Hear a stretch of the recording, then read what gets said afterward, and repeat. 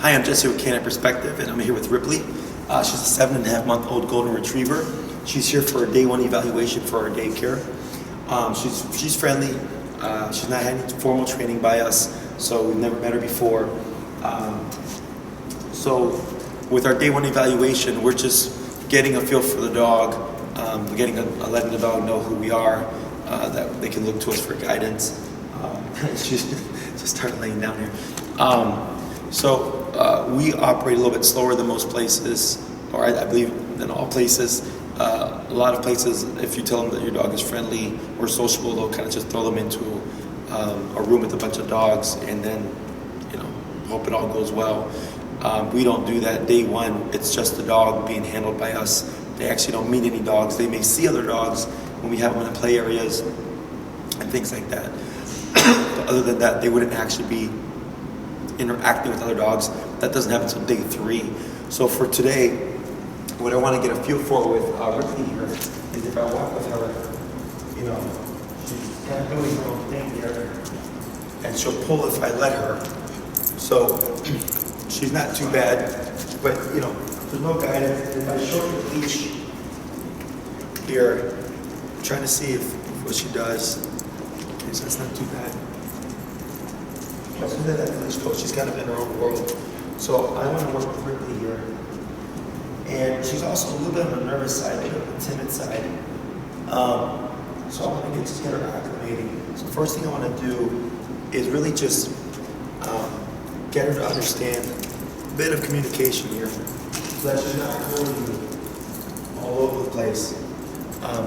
The reason for this is if we get a dog, even if they're friendly, but they're overstimulated, if that dog, that energy, other dogs may not like. We see it as just friendly, happy-go-lucky, but other dogs see it as instability because it's overexciting. It's overexcitement. It's not healthy. Overexcitement is good for when they're playing, but it's not good for an overall, I would say, a constant way of being.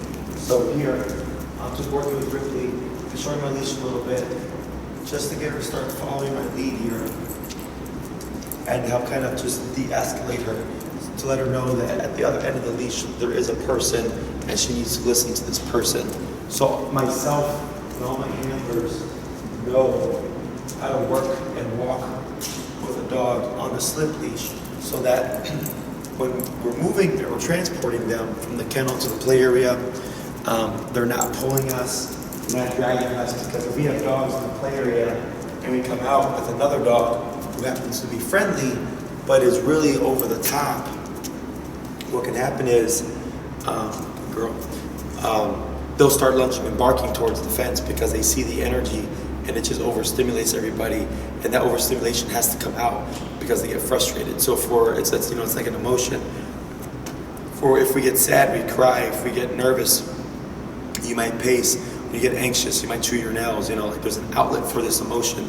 Same thing for the dogs. So if we have a bunch of dogs in the play area and they're having a good time, and we bring a dog out who's over the top, overstimulated, that could offset those dogs, right? Now the whole way that we operate is we keep our dogs, even the ones in the pen area, under control. So even if that did happen, we wouldn't see fence bashing or fence fighting or lunging or barking. However, in the standard daycare, that's very common. So then your dog's practicing overstimulation and reactivity and lunging and barking. So we don't want that, because then, we send the dogs home, they're over-adrenalized and they're exhibiting these behaviors on leash, or, when their owner takes them over to the dog park, they're picking up all these bad habits and then it's transferring to real life.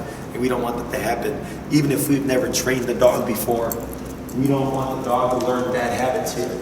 So we make sure that we get our groundwork in.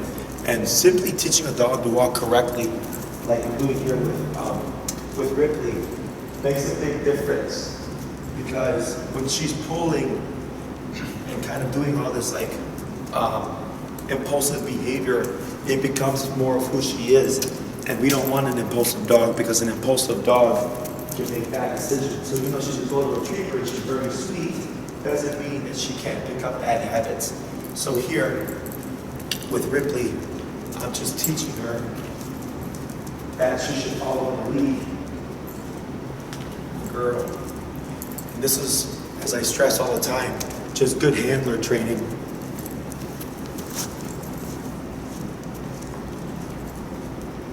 So there shouldn't ever be tension on the leash, because the dog should be following our lead. So I'm not necessarily training Ripley, because this wouldn't necessarily transfer to the owner, but I'm just teaching her, when you're here and you're in our home, in our facility, that you need to be mindful of who is handling you. And as long as everybody that handles her is handling her the same way, they would get the same response. So then they would get a calm, attentive Ripley. So it's a simple exercise, but it makes the world of a difference when you're trying to integrate a bunch of different personality types, size types, things like that, age. A lot of those things don't matter. And I know people, think,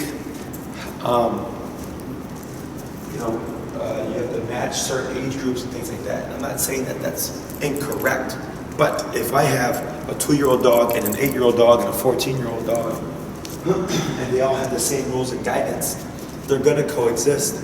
It's like with humans, at work environments, there are different age groups. You have the young 20-year-olds, and you have like the 40-year-olds, and you might have the senior citizens. And everybody gets along just fine because we have rules and structure. We don't, the age group thing doesn't really matter. It's kind of the same kind of setting here in terms of the environment. Now, would we still pair dogs size-wise and all that? Like, yes, we would. But I'm saying, like, it really doesn't matter if you have that level of control. But as an extra layer of precaution, of course, we would match dogs to personality, play style, and things like that. So here, going back to Ripley, I'm just moving at a girl and seeing what's her attention to me. She got a little distracted there. So the leash is a communicator. It's a communication tool. And if we know how to use it correctly, and if we have it placed appropriately.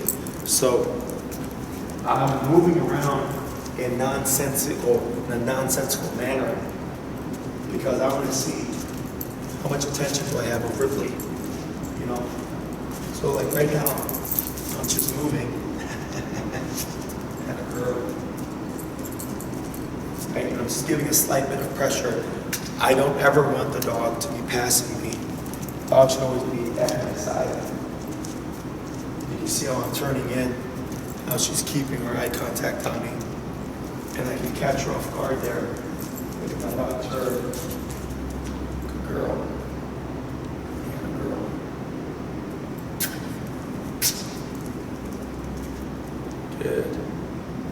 Good. So when I come to a stop, the dog shouldn't be doing all of this behavior. The dog should be at my side with their butt down. This is an automatic default response. So all these things create a structure that the dog associates to the facility, and it helps with the overall harmony.